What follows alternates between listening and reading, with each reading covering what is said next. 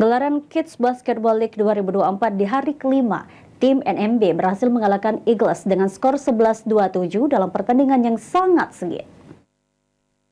Halo Sobat Showtime Basketball, apa kabarnya? Saya Fatia Andina dan sekarang saya sedang berada di Canton Park area di mana sedang berlangsungnya pertandingan Kids Basketball League 2024. Dan pada game pertama ini yang sedang bertanding antara Eagles melawan NMB. Penasaran bagaimana keseruannya? Saksikan terus Showtime Basketball hanya di PAL TV, memang punya kita.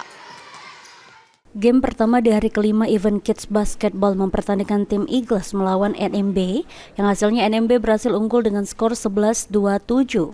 Terlihat di pertandingan ini, tim NMB sangat mendominasi dengan menguasai jalannya pertandingan sehingga sempat unggul dengan skor 19-2.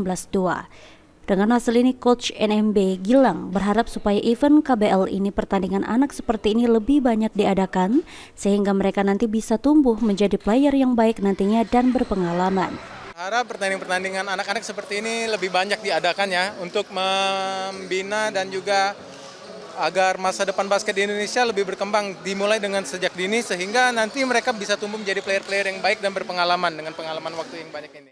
Sementara itu tim Eagles, Kai mengatakan sebelum bertanding mereka melakukan persiapan lay up dan shoot. Di persiapan apa aja ini yang Kai persiapkan? Latihan apa aja nih, Dek? Lay up sama shoot.